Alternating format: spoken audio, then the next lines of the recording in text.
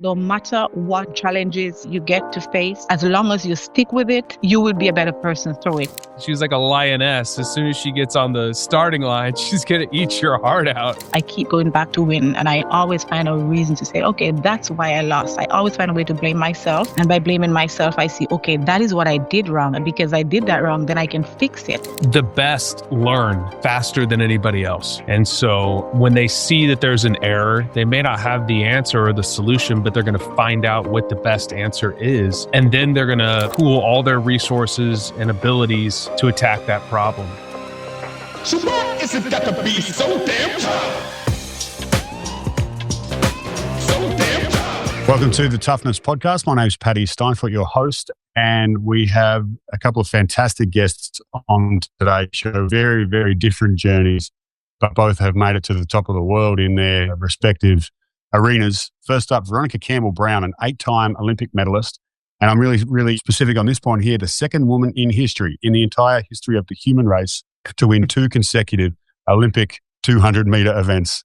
3 Olympic golds, 3 World Championship golds. Welcome to the show, Veronica. Thank you for having me. It's great to have you here. And we're lucky to be joined by, this is a really cool dynamic here because we're joined by your longtime coach, Erik Korem, who I met as the Director of Sports Science and Operations at FSU Football, then went on to work with the Houston Texans in the NFL, and now founder and CEO of AIM7, his own data analytics company. Welcome to the show, Erik. Thank you so much. I'm glad to be here. And you didn't have to mention as many Olympic medals either. Right. Well, I was saying before the show that I needed to make sure if anyone's watching the video right now, my eyes are not on the screen because I'm reading through the list of accomplishments that's She's longer quite than my accomplished. phone. Hard to follow. So, Veronica, don't be so good at making my job easy here. So that's a list of the post-game review, I guess, of, hey, here's an Olympic career that went pretty well, and we can look back at it, and there's all these things I get to read out. But part of what I love about this show and these conversations is we get to explore the fact that it wasn't always like that, and you came from Jamaica and an upbringing and a life that most of us can't imagine, to then end up being one of only 2 women in history to perform a certain achievement at the Olympic Games. And so really curious to rewind the tape somewhat and go back into your childhood, not in a Freudian way, but just be like, hey, tell us about what it was like growing up in Jamaica and how you ended up in sprinting. Is that just kind of what happens in Jamaica? If you're kind of athletic, you end up being a sprinter. Tell us about how it started for you. Yes, definitely. A lot of the athletes in Jamaica end up in sprints. For me, I was born in Trelawny, Jamaica. It is a rural area, so I consider myself a country girl. And I grew up in a family that was a huge family, but growing up, I did not have much. But I grew up with my mother, my stepfather, and several brothers and sisters. I have 5 brothers, 4 sisters. And so I grew up in a large family. And we did not have much, but my mother taught me the value of hard work and just being positive and staying focused. And so when I discovered my gift for running at a very young age, I realized that was the opportunity for me to rise from my humble beginning and become something great out of life. And so I've always just had that in the back of my head. And so I've always worked hard at track and field to the point where everything I do always include running. So although I have a lot of brothers and sisters just to share the task with, my mother always made me the child of choice to be sent to the supermarket, because in Jamaica, we don't normally stock grocery. We buy like daily. And so how far are we talking to the supermarket? How far is that? I want to say about 5 miles. Okay. So, yeah, and I would run, but it was always fun. I would run on these dirt roads, bare feet, whether it is dry or wet. It was always fun, and I would run to get whatever my mom wanted to cook. And she normally start cooking and just send me to buy whatever she needs because she know that I would get back in time. And so I love running so much that I was beating all the girls, and I realized that wasn't enough. So I started to initiate races with the boys, even older boys, and they would be quick to accept the challenge because they're like, okay, I'm going to beat her. She's just a girl and she's a younger girl. But to their surprise, I win most of those races. And so And so it become a community entertainment where people would come out of the street just to watch me racing these boys down on the street barefoot. And it was funny because the street that we chose to race on was going downhill. So you're adding that extra speed and you have to maintain your technique and know how to run down the hill when everything is fast. And so track and field is a blessing for me. And I really embrace my talent. And I realized that it doesn't matter where you come from. It's about your hard work, your determination. And I really appreciate being from a humble beginning and born in Jamaica where we don't have like American football. We don't have great basketball teams. And the main sport is track and field.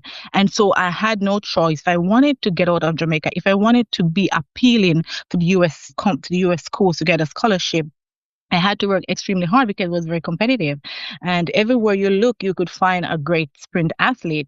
And so I had to stay focused, stay on the course, and know that I'm working hard because I wanted to get out of poverty. I wanted to make a life for myself so I can give back to my family. And so it was just an absolute blessing. I can't stress it enough to discover that I had that talent and I had people around me who supported and pushed me to the right schools and helped me to just continue evolving and training hard. And I am where I'm at today just because of track and field. And I think that because I did not have much, my determination was always on a high, no matter how challenging it was, whether I didn't have shoes, whether I didn't have food, I'm going to training because I see if there's an opportunity to get better. And I know that my situation would be temporary. And as long as I keep pushing through and keep working hard, then I know that I would be rewarded. Really, really cool story. Like I'm like, oh, I got 8 questions lined up in my head from that. But I want to pick up on something you mentioned there where you said, I know my situation is going to be temporary. One of the things that we do in work with pro athletes a lot, particularly, and also in the military, is teaching about optimism, where you can interpret a certain situation one way or the other. It's uncertain. We deal with what I call with the 4 uns. That it's unclear, it's unknown, there's uncertainty, or potentially in your case, there's a little bit of being uncommon as well. Like these are all things that could go one way or the other depending on how you interpret them. And you naturally have said, okay, there's a boy there who wants to race me downhill. And you could interpret that as I'm going to be embarrassed, or I'm going to get beaten, or I've grown up in this situation, it's going to be tough. But it sounds like you naturally or reflexively interpreted everything as, oh, I'm going to move into that. I'm going to go towards that rather than run away from that. Is that something that you learned via your parents? Or do you feel like that was just who you were as a character? Or like, tell us a little more about why you look at that as, how do you get to the point where you look at an adversity or something that's a little bit uncertain and you're like, it won't always be like that? Where did that come from? I think it's a combination of 3 things, I would say. I think I bond with a little bit of that, and then my parents, determined they are, and the environment that I was in. So all those things, I had no choice, but because I'm always have challenge that I have to fight. And so I embrace my challenges. When I have a difficult situation, I don't view it as a threat. I view it as a challenge, a way to improve, a way to get better, a way to prove to others or to prove to myself that I can do it. And so when it comes to racing boys, my objective was to beat them because I'm like, if I can beat these boys and I want to be a great track athlete, this is a way to help me develop and just help me to run with people who I believe would be faster than me. And it's going to challenge me hard enough to push because the objective is to win. I'm very competitive and I always want to win. And so because I was beating all the girls, I'm like, it wasn't enough. So I'm like, okay, in order for me to get to the next level, now I need to challenge the boys. And it was amazing. It was just fun for me to race these boys and see the surprise on their face when they lost. But they keep coming back because they're like, okay, that was a mistake. And it just keep happening over and over. But it is the ego and with the community looking like, okay, Veronica just beat X and he feel a little disappointed and he want to prove himself. So the next time we lined up and the same things happen. But my mindset is always to win, and I'm always very competitive. And I really believe that I was born like that. My parents helped me to be determined and always going after victory. And even when I'm defeated in one race or in one situation, that does not even change the way I look at it. I keep going back to win. And I always find a reason to say, okay, that's why I lost. I always find a way to blame myself. And by blaming myself, I see, okay, that is what I did wrong. And because I did that wrong, then I can fix it. And those things help me to just stay motivated regardless of the results, if I get it or not. I just keep going back. Yeah, I mean, super interesting there that you said that you tied the response to uncertainty of like choosing to think that it's not permanent to being competitive, which is, I would do that, but only because I've seen a bunch of data that would suggest it. And also that you then moved to saying that regardless of win or lose, that's how you were. A really super fascinating response that's not really taught, but it definitely reflects my experience, Eric, and I'm interested to dig into yours. You've been with world-class athletes now for over 10 years. I know we met a long, long time ago in a galaxy far, far away down in Tallahassee, Florida. But you've been across a bunch of both high-level collegiate athletes, high-level pro football players, and also Olympians, as in the case of Veronica and others.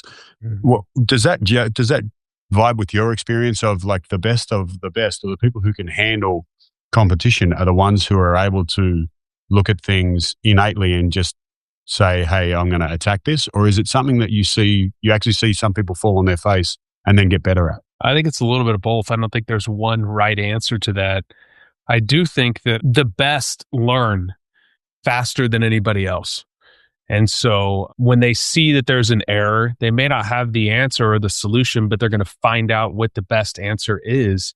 And then they're going to pool all their resources and abilities to attack that problem. And so some people are very self-aware and they can just diagnose themselves. Some people need a coach. But, there's the naturals that just are self-taught and they can go out and do things and it just seems a little bit easier. I'm sure if you would ask them, they would tell you that's a little bit more difficult. But, you see athletes across all different planes, but the commonality is when they identify what the limiting factor is, that they attack it with everything that they have.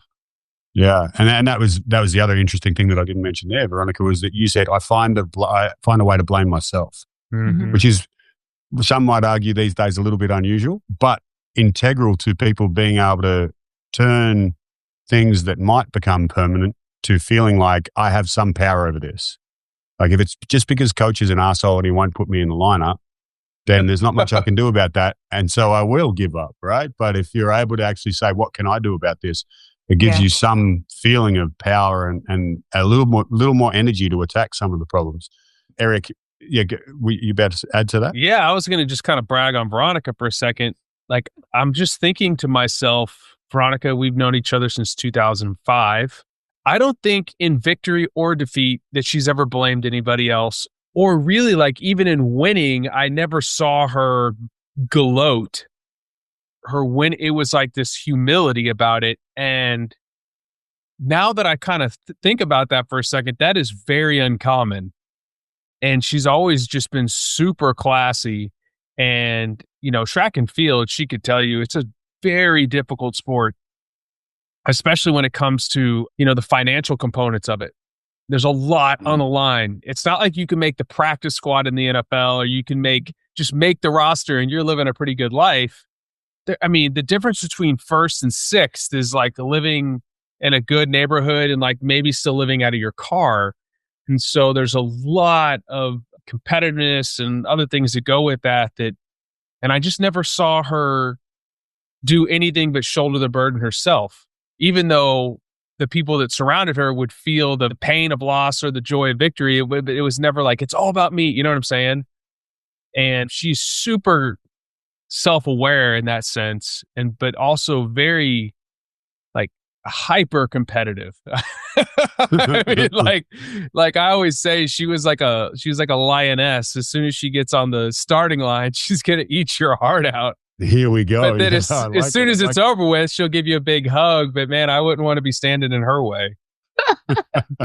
That's great. It's a great visual there of the lioness on the starting line. The research that we've done on high level, like world-class performers actually reflects that the number one predictor of success, if you equalize for talent and age and everything else, is how competitive someone is. And so you describing that is really interesting, that it actually reflects someone who has one of the best records of all time in the Olympics is a lioness on the starting line. I really like that visual.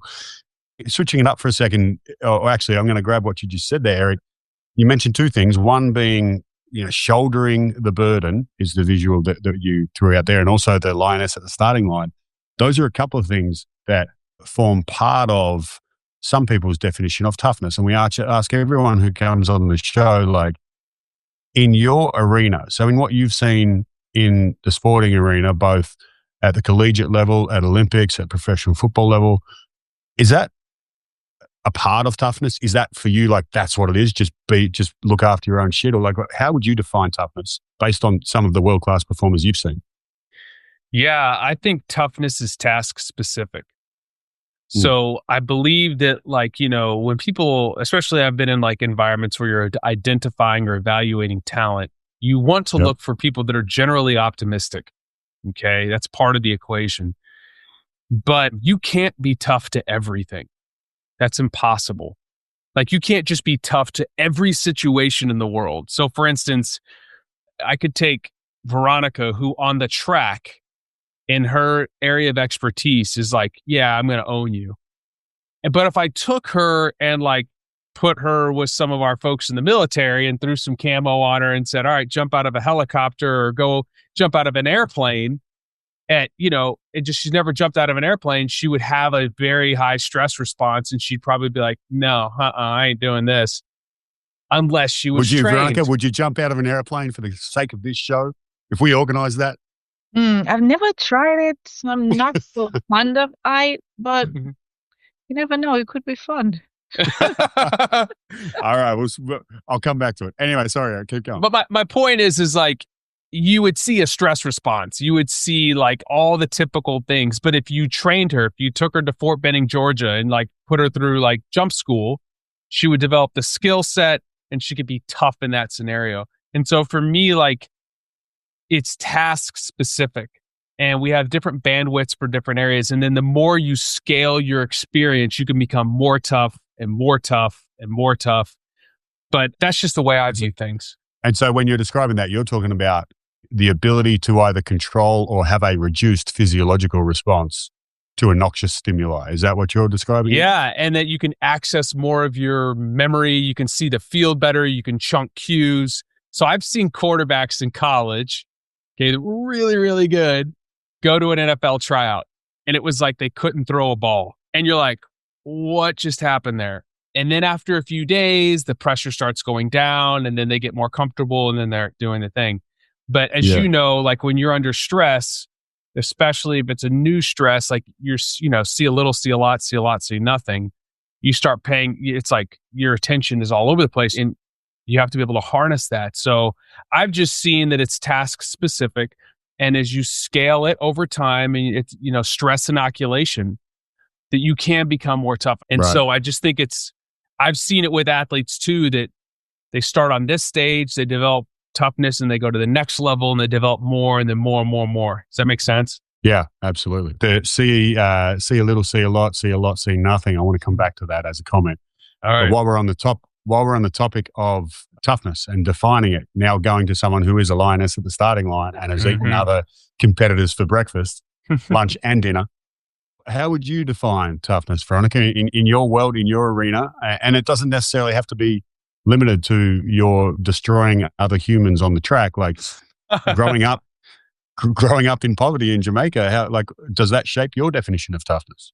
Yeah, I would say I really like your definition of being task specific. That's new to me, and I really like that concept, because I didn't look at it that way. For me, I just see toughness as having that determination, having like a tunnel vision on your goal, and don't matter what obstacle you face, don't matter the setback, nothing changed, and you just, no matter how many times you're knocked down, you pick yourself up and you brush yourself off and you just keep working towards your goal.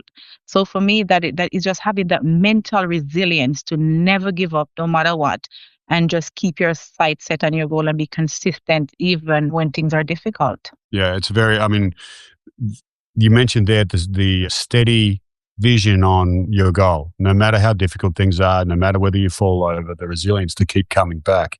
Mm-hmm. Can you describe, when was the first time you recognized that in yourself? Where it sounds like you were just like, hey, this is a girl who can beat all the guys on the block, and so let's take her to nationals in Jamaica. And then she can beat all the girls in Jamaica, so let's take her to the Olympics. It sounds like a pretty smooth run, right? But I'm assuming that there were some hiccups and pitfalls along the way. When did you first recognize that? So What did you have actually, to draw on that? right, my first here in high school, very technical high school.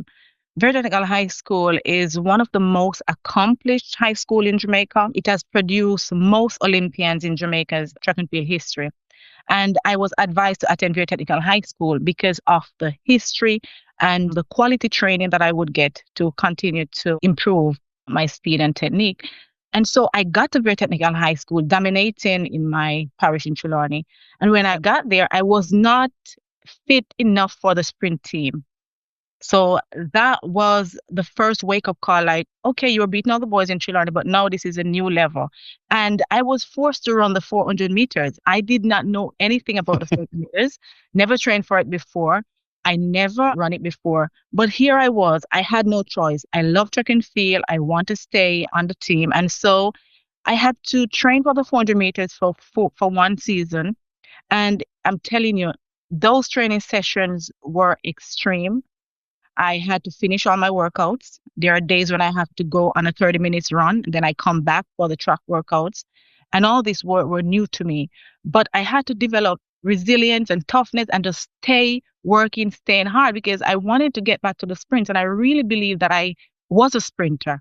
But for one season, I was a 400-meter runner. And although I ran at the high school championship, I did not do well. But I stayed in it and I keep working hard. And I regained my position in the sprint one season later. And that very season, I won my first global title, 100-meter, at the World Youth Championships.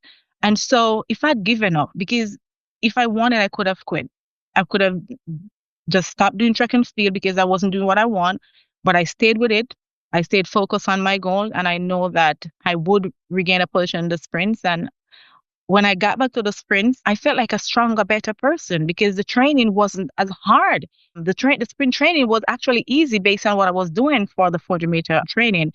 So I think that was the first time I realized that no matter what challenges you get to face, as long as you stick with it, you will be a better person through it. So that little lesson taught me to not be afraid of challenges. And so when I start running in the Olympics, and it was like after I finished competing for Vietnam High School and competing at those championships in Jamaica, the Olympic stage, although it was a bigger global stage, it feels like I've been there before because it's always a fight to make sure that I make the team, to make sure that I win and get the points that are required of me. And so I think my high school really, very technical high school, they really taught me what it means to just stay determined, keep persevering, and no matter what I have to do, I can get it done. Yeah, it's a common refrain from people who we have on the show and people who aren't on the show but are world-class performers, talking about a little moment in time where they had a group or a community around them that actually shifted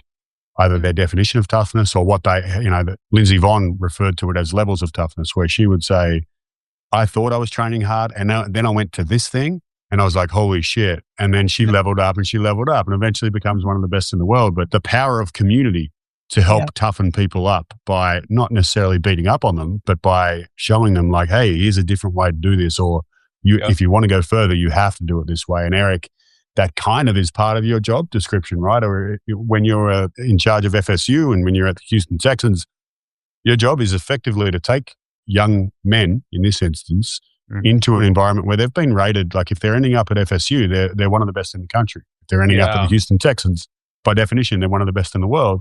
And yet your job is to both physically and in many cases mentally say, hey, well done on getting here, but that ain't it. Like we need to level that up. Can you describe how you learned to do that? Like, was that what you set out to do at the start of your career, or you just wanted to help people get physically strong? Yeah, I thought I was going to be just a strength coach. Nothing wrong with that, but that was kind of the path I was on. And then actually it was through being with Veronica and her husband, Omar, and getting to travel and see how things were getting done in different parts of the world. I started seeing that there was this thing called high performance and that there was a more global approach to athlete development. And one of the things I really loved about track was that everything was streamlined.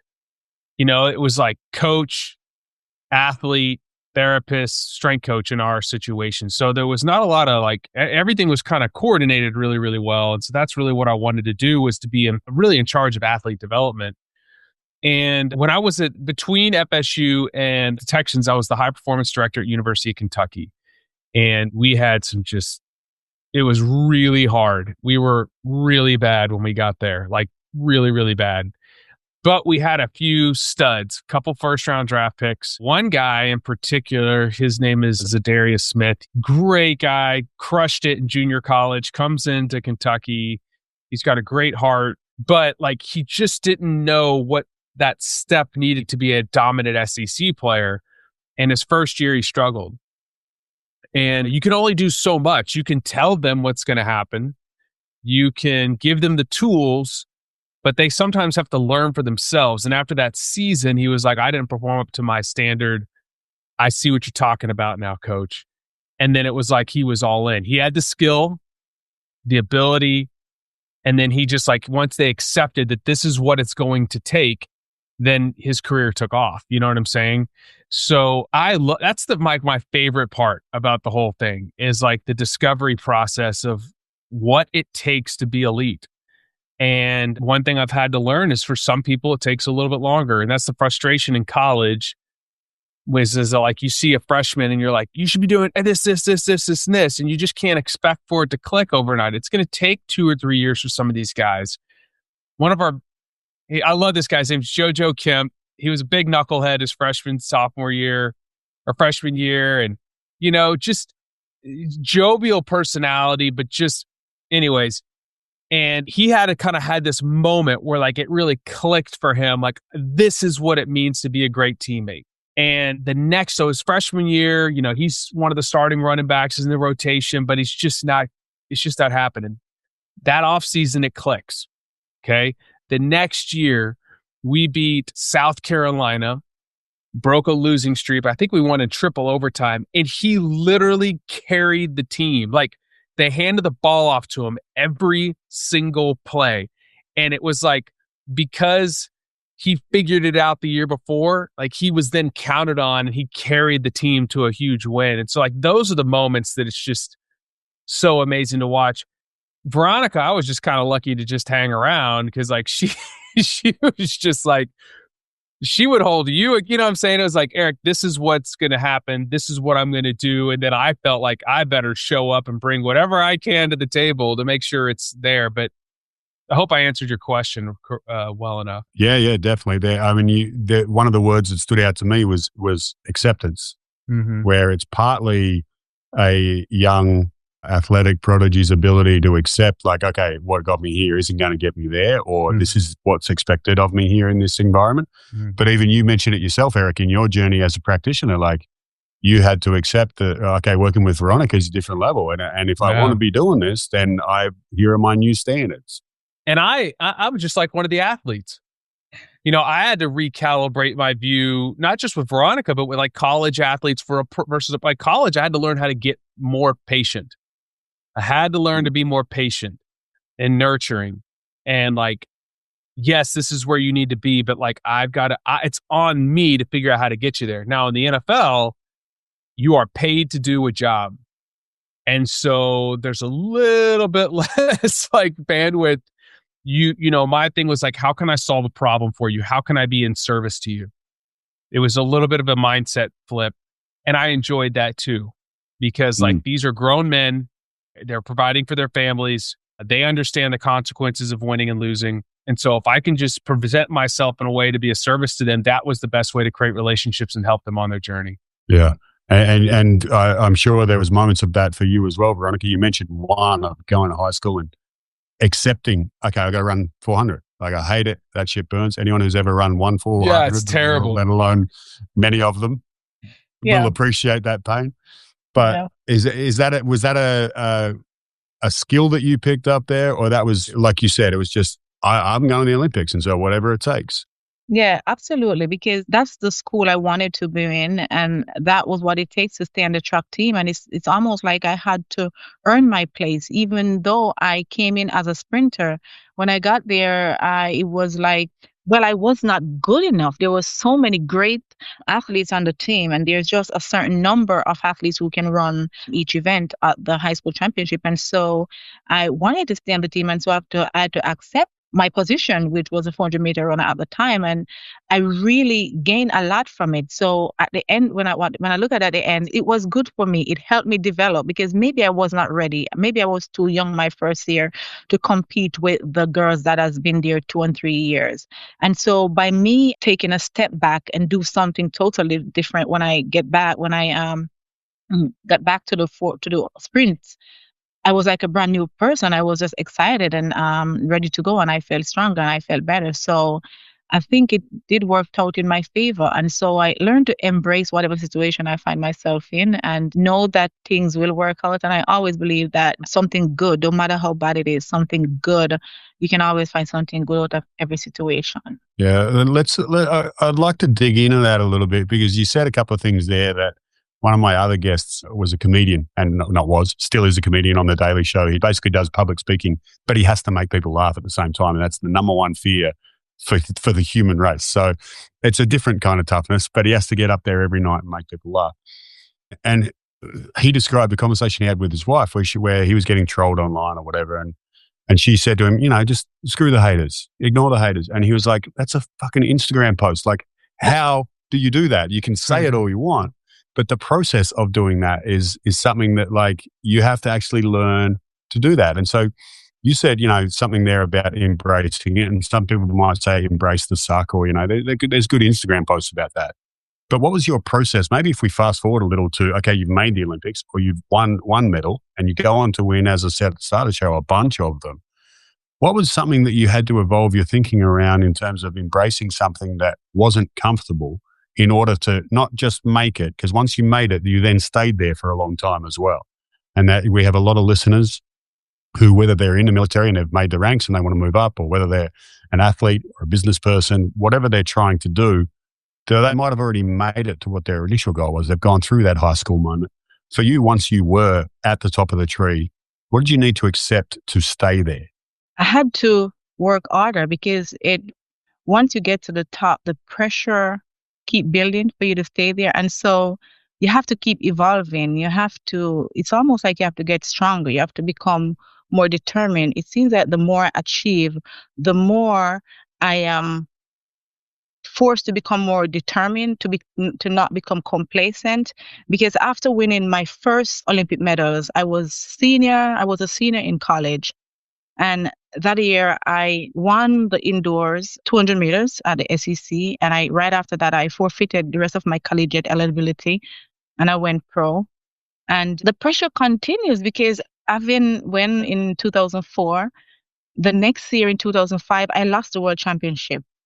And so I had to dig deep and figure out what was the problem, because I was expected to win and then I lost. And so I realized that I cannot become complacent. After each win, I have to celebrate quickly and get back to work. There is no time and that's why I am very humble, because I am not a type of person who really push my accomplishment in people's face. If you don't know what I accomplished, you won't know, because I don't really say it. Because I realize that it doesn't matter how much you accomplish, you always have to keep going. People are expecting more. People are looking for more. And it's almost like people are looking up to you to win when you go on the track. And so for me, I have to become, the more I win, the more determined and the more I have to work hard to maintain that level of high performance and to make sure that I am not becoming over my head or think that I've made it or think that I've achieved everything. But it's about staying determined and keep working hard. Yeah. Yeah. Was there a process for you with that where, like you say, okay, I won a gold medal. So, not many of us can say we've won an Olympic gold medal. And yet you talk about it like, okay, next minute, I'm on to the next thing, or next week. Like, what was the process for you to be like, okay, I accept that I've achieved this goal, or I've done this thing that's pretty damn hard to do. How did that just naturally happen for you over a course of days, or did you sit down and journal? Did you have a little getaway? Like, what was it for you to help you move through that? I think it was a natural thing for me, because I have my goals. So at the beginning of each year, or each season rather, I set my goals and I keep moving towards them. And as soon as I accomplish a goal, I set another one. And so it's like I always have this list of things that I have that I want to achieve. And so I guess that keep me motivated, that keep me going. Okay. Cool. And are the lists like stuck up on your wall, like beautiful mind style, or it's just a mental list? It's both. I have it mentally and I have it in my journal. And I still have a few things on my list that I haven't ticked off as yet. And I feel like the clock is ticking, but I'm still determined because I do believe that speed don't go anyway. Anyways, you always have speed. As long as you can recover, then you're good to go. And I feel great. I feel great in training. I'm hitting some very good times. And my only challenge, which is the recovery to stay healthy, because over the last few years, there's some injury that's just jump off without like where these come from. It's about loving what I do. I think is a passion. I think it's just a passion for track and field that keep me going. And I'm not really, it's just icing on the cake. I feel like I've achieved a lot, but I just feel like if I can achieve more, then that will motivate a lot of people and that would help uplift a lot of people. And so it's icing on the cake for me and it's fun and I enjoy it. Although the training can be challenging. And that may be the hardest part about sport. You have to train so many months and a race is just a couple of seconds and you have to make sure that you do everything right. You do not have any time to waste because you could throw away 1 year of training just in a couple of seconds if your focus is off a little or if you did not get enough rest the night before or if you're distracted. And so I just enjoy doing it and I would really like to go to the Olympic one more time just to, not only for me, but just to inspire and motivate a lot of people that no matter where you are in life, if there is something that you have that you haven't checked off yet, you can still go for it and just do not limit yourself. Just give it your best shot, have fun with it, and that will help you to do well and accomplish whatever you accomplish. It will worth it because you enjoy doing it and you have fun doing it. So cool. So cool. We're gonna come back to that because I actually doing some work with Olympic swimmers right now who are in the same boat, who have previously competed at the Olympics a while back and are like, no, you know what, we're doing it again. Let's get in. And the training is so different, Erik, to what you and I are used to with, you've obviously worked with all of the groups, but to what a football player might be doing in terms of like the investment and reward cycle, that it's an entirely different challenge from a mental standpoint. Before we go to that though, I've seen the perfect hook in for the little phrase you used before, Erik, in terms of the evolution as people get to the top and then you've been drafted from college to the pros or you've made an Olympics and you've run and you've won, that people who become experts, and this applies especially, I learned this from one of your colleagues at FSU, Erik, the late, great Dr. Anders Ericsson, who talked about deliberate practice, which was not just volume, not just doing things 10,000 hours. It's an easy cliche throwaway Instagram quote, but the ability for people to actually learn what you mentioned before when you said, see a little, see a lot, see nothing, is that evolving as a professional, as an expert, is not necessarily just doing more. It's about becoming clearer and more refined with what you look at. Can you talk us through how you've seen that in different parts of your coaching experience? Yeah, I'll tell you something interesting. Like I went. Where'd you hear that? I think it was Nick Saban, and I think he got it from a sports psychologist because he's really influenced by sports psychology. But Gershon Tenenbaum, Dr. Gershon Tenenbaum, another FSU giant in the field of sports psychology, he really mentored me a lot. And he did this whole presentation once for this group of coaches, and he talked about chunking the field. And maybe this was the first time I heard it. And he showed like a football player returning a kick and how like a novice decision maker will just kind of be looking all over the field, right? But an expert decision maker knows the exact cues to pay attention to. And then he backed that up with a video of Ronaldo. Have you seen the eye tracking one where he wears the eye tracking stuff? And they show him and he's looking at like maybe 8 or 10 things. And then the guy he's going against has no business going up against Ronaldo is just like looking all over the place. He's like totally messed up.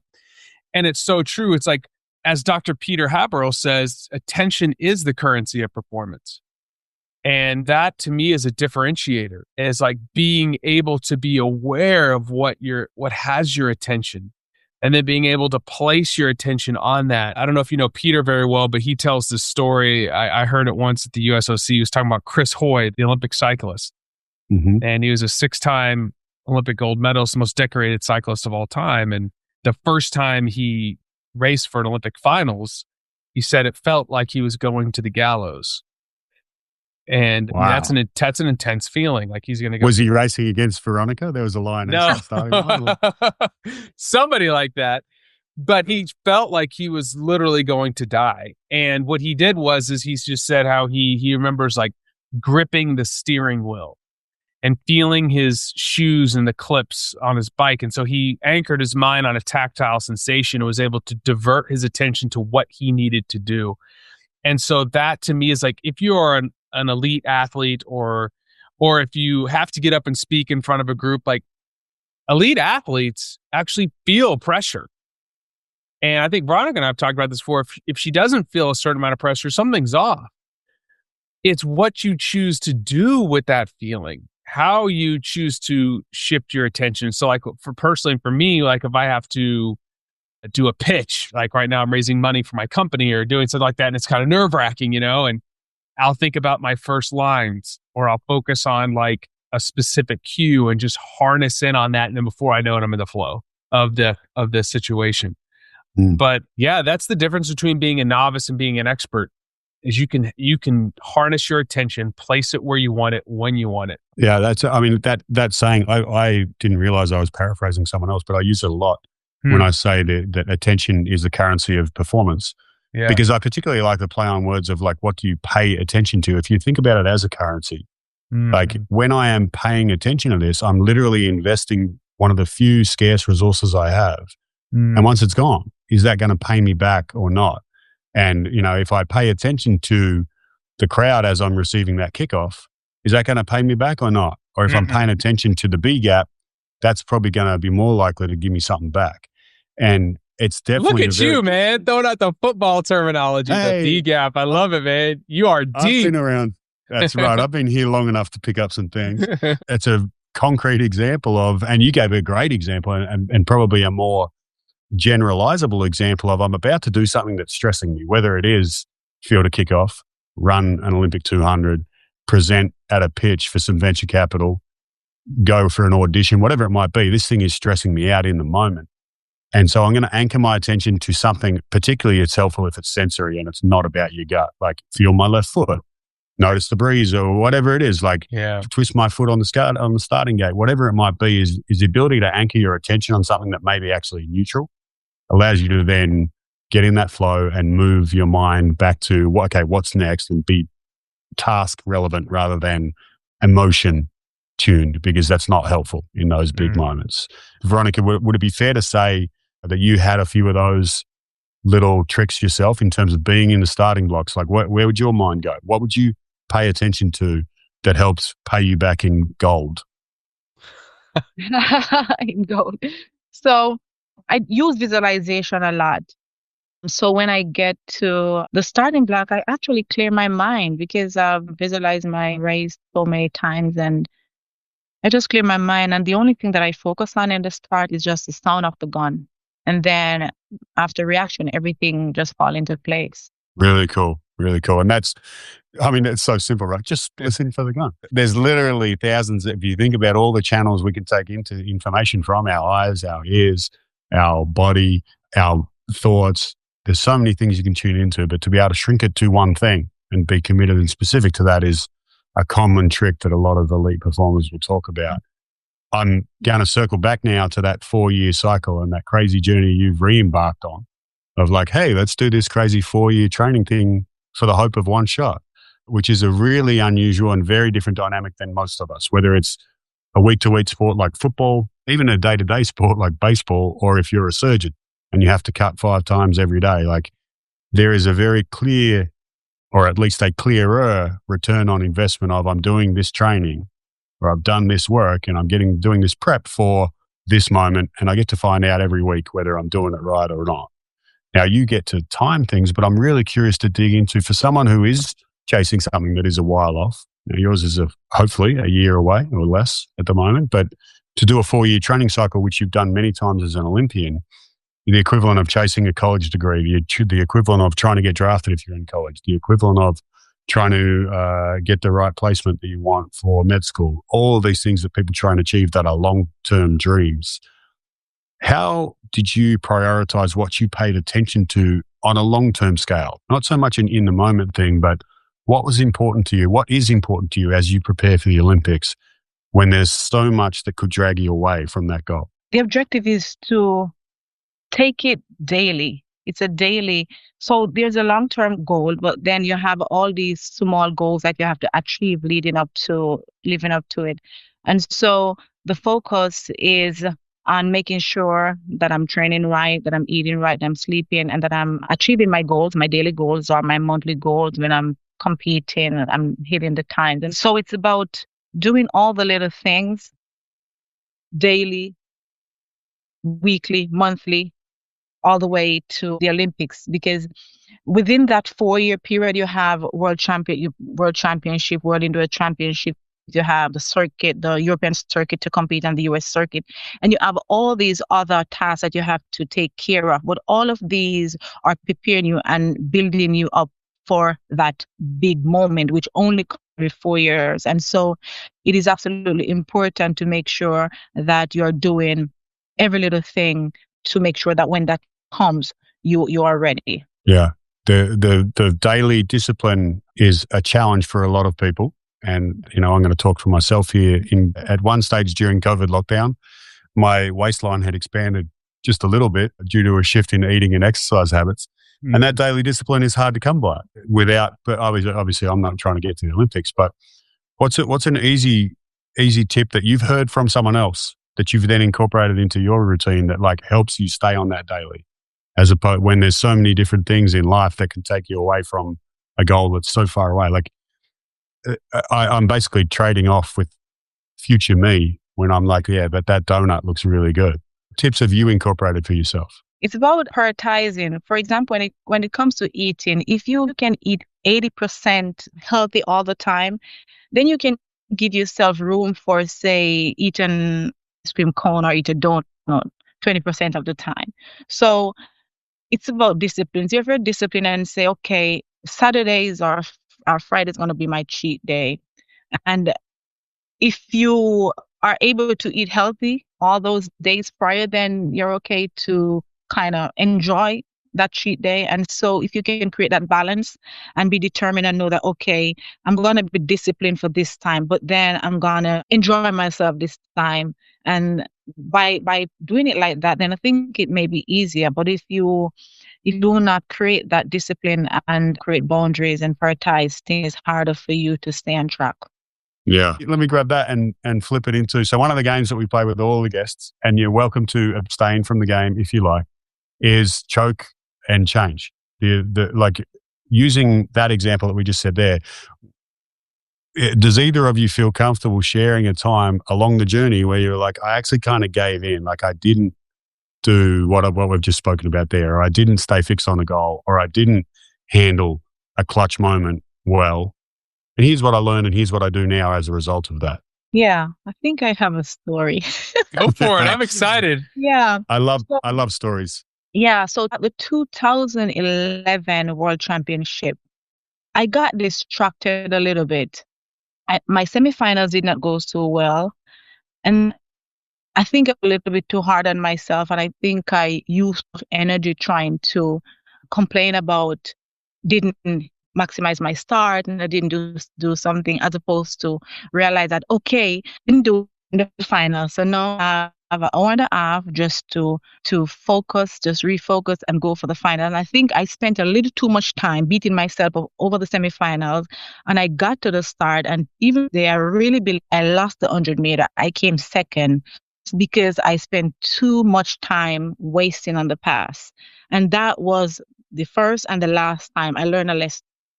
Always good at putting things behind me and move on. And a little bit about maybe the person who I lost to, or whatever the case was, when I knew that I messed up. And so I learned my lesson in the 200 though. I came second in the 100 meters and I won the 200. So it ended well. Yes, it ended well. Good. Eric, you got an example there from a non-track sprinter? Yeah, I mean, my job's been a little bit different. It's been about analyzing situations and being thoughtful about your recommendations. That's really like where my performance is.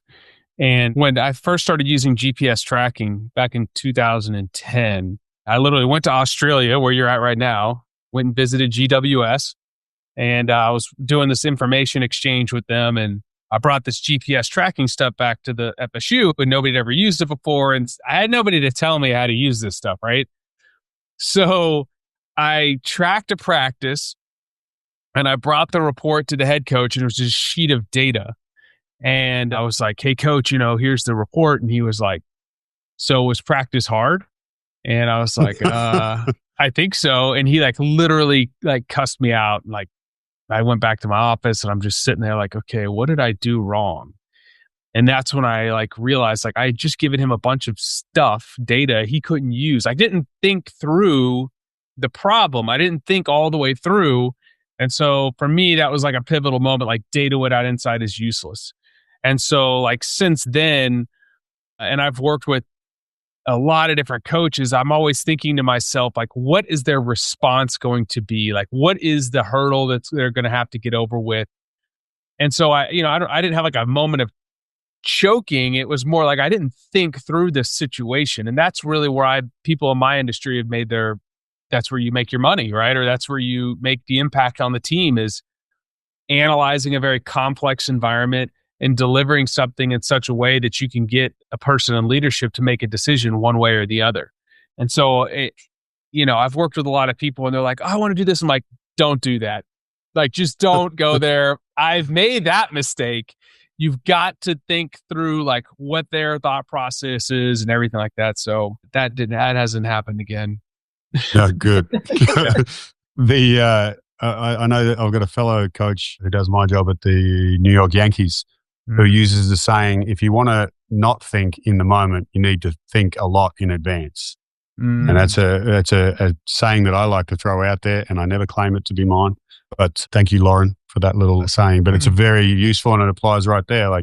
Your ability to go in and do the job right and do it efficiently and quickly and not get in your own way, you actually have to do the pre-work. It'd be like me turning up to try and run a 200 meters anywhere, let alone at the Olympics. If I haven't trained for it, something's going to go ping, right? Yeah. My hamstring probably, but something else. This has been a great wandering, but great chat. I've really enjoyed it. And I wanted to just shift gears a little bit now as we start to wrap it up to one of the exercises that I learned from John Gordon, who is one of my favorite authors, a great public speaker.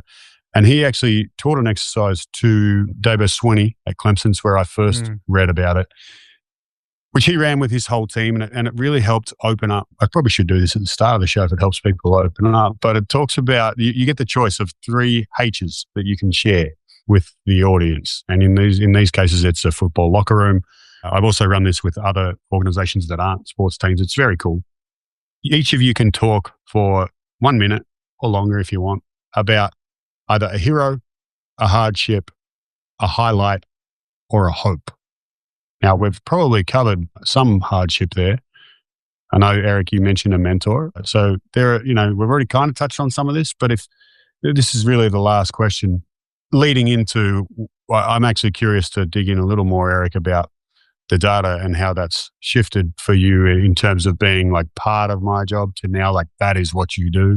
You're driving an entire business that helps people derive those insights. If you want to go there, feel free to take it. But picking one of those 4 H's, go for it. You've got the clock is yours. Yeah. So I'll say hope, because that's a season that I'm in right now. Yeah. So in sports tech, I noticed that there was a lot of, like I said, data, no insight. And it was always on us to figure out a way to derive this information. And so I started looking at the consumer tech market, like Apple Watches and Fitbits. And, is the same problem exists? Is there a lot of data with no insight? And I found, read an article in Forbes that said the consumer's number one complaint was that wearable tech was useless. Now, this is a $35 billion market.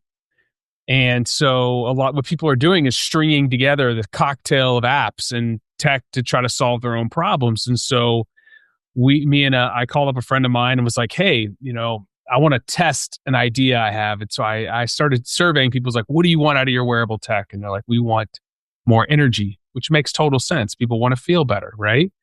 And so we actually ran a pilot with the Apple Watch to see if we could predict health outcomes with data. And we actually not only were able to predict people's energy, but we were actually able to predict their energy and mood 2 days in advance, and then figure out where are the inflection points where we could insert a recommendation to keep them performing at their best. And so that's where AIM7, my company, was born. And I'm hoping, if we want to go to the H, is that I'm hoping that we get to impact millions of lives with this and deliver upon a massive gap in the market. There are billion-dollar companies that have lost huge amounts of money because they're never able to solve this problem. And thank God I was uniquely positioned 10 years ago to be in a place where I had to solve this problem in sports. Now I'm going to solve it for consumers. We're going to deliver customized health and well-being solutions, taking data from their wearable devices. Super interesting. And a living, breathing, tangible example of see a little, see a lot, right? Yes. Where it's like you can have all the data in the world, or you can have all the insight in the world, you can have all the experience in the world. It don't mean shit if you don't know what to do with it. That is you don't know exactly what to look at and what it means. Dude, you just need a promo for our company. I'll give you the cut, and I'll take a 5% cut on the back. You can have the video. Feel free to use it. Thank you. Veronica, have you got one of those 4 H's you want to share? I was thinking about hardship, but then I didn't have highlight written down. So I'll go with highlight. And actually, so as a young girl, I dreamt of becoming an individual Olympic gold medalist. And so my first taste at the Olympic was as a high schooler. I was 18 years old. And my Olympic dream came true in 2004, and that was my senior year in college. But I wouldn't say that my first Olympic gold medal was the highlight of my career. I think it was in 2008 when I defended my title and become the second woman in history to win Olympic back-to-back 200 meters. And actually, I didn't even know that leading up to, because I don't really keep up with stats and stuff like that. I just focus on what I want to get done. But that race was the highlight for many reasons. In 2008, I did not make the 100-meter team in Jamaica. So I was defeated in the 100-meter at the trials. I expected to make the team. I didn't. And so the next day I had to come back for the 200 meters. And the girls that beat me in the 100 meters were my competitors in the 200.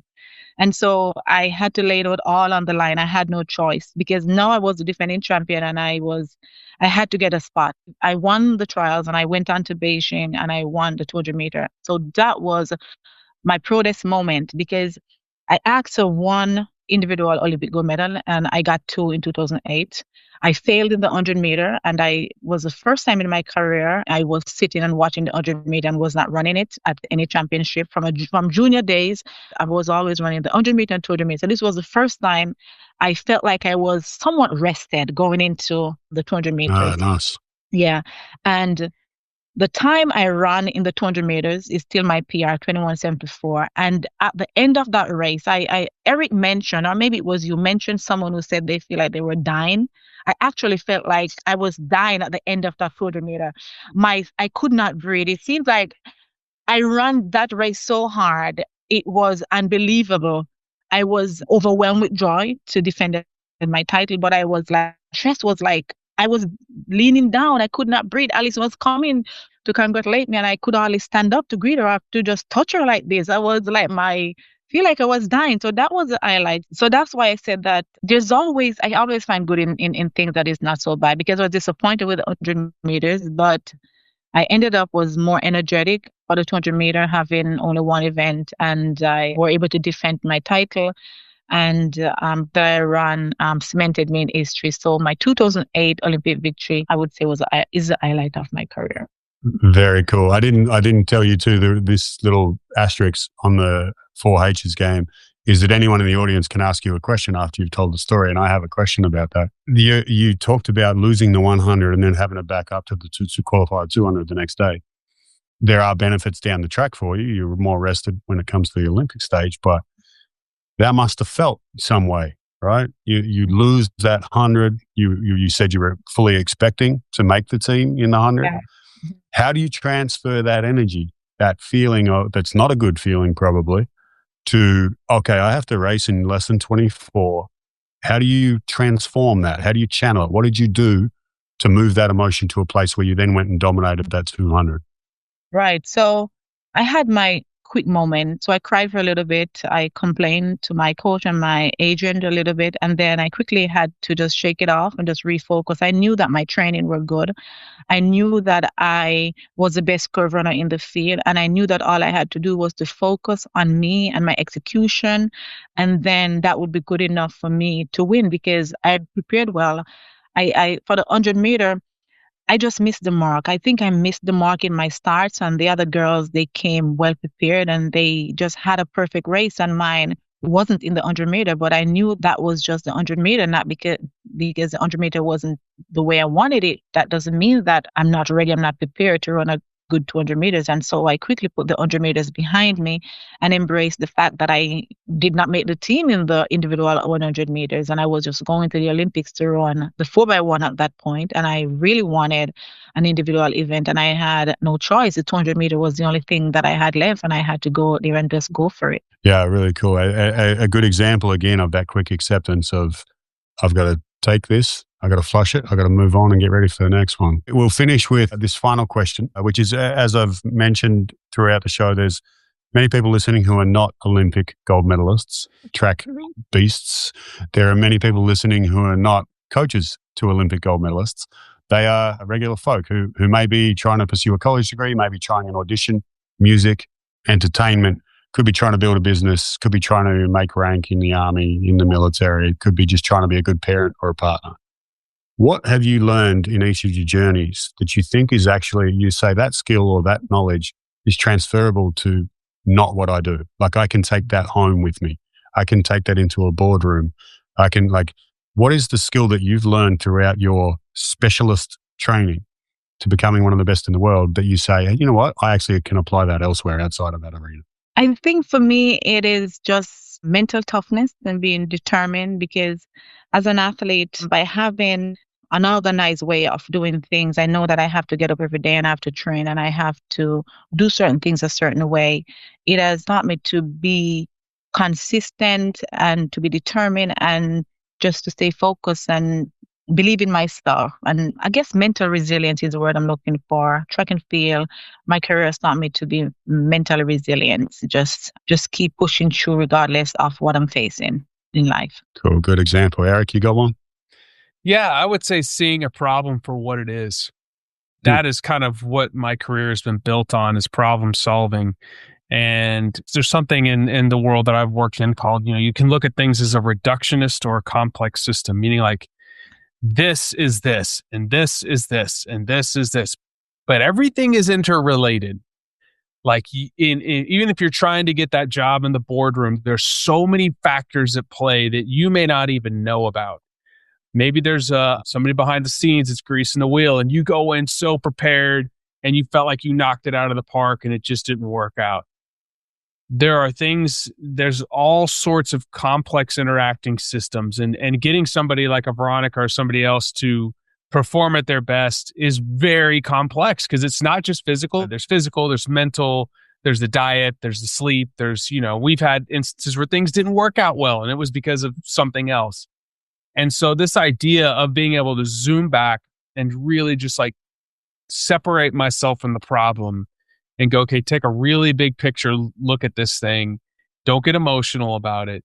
That is like the skill I think that everybody should adopt because like right now I'm going from coach to entrepreneur and I have to like really zoom back and be like, I don't know the answer to this. I got to test it. I got to go find somebody that's got the answer. I got to go get them on my team, and so I think that's a skill set that anybody can adopt. Very cool. Very cool. Little additional thing that I don't reckon I learned until I really got deep in the weeds with some of this work is that toughness is not all about gritting the teeth. There is absolutely a big chunk of it that's resilience, but there's also flexibility and the ability to look at things a different way or to hold your feelings in check while you search for the truth. that was a little too philosophical. I'm not normally that philosophical, Veronica. I'll put a disclaimer out there then, but that sounded like some Plato shit. On that note, we'll wrap it up. I want to say a big thanks to both of you for joining us here on the show. Really appreciate your stuff. If people are looking to track you down on the World Wide Web because they want to follow up with something you said, or they want to hear more about AIM7, or Veronica, I know you have a clothing line that's doing big things. If anyone wants to find each of you, where would they go? So I can be found at vcbfit.com or veronicacampbellbrown.com or Instagram. You can DM me. So any of those websites, you can just shoot an email and I'll definitely get it. Or DM me. I'll check my DMs, and if it makes sense, then I definitely reply. All right, great stuff. We'll add some links to the bottom of the show on the show notes on the page. Eric, how about yourself? Yeah, so Instagram is at Erik Korem, and we put out a lot of content on how people can achieve high performance in their own lives. It's something I'm very passionate about. I also have a podcast called The Blueprint, which is about high performance. And then erikkorem.com. AIM7, if they want to sign up for like my high performance newsletter, they can go there. Awesome. I look forward to that. Wish you both all the best. Thank you. It was a pleasure.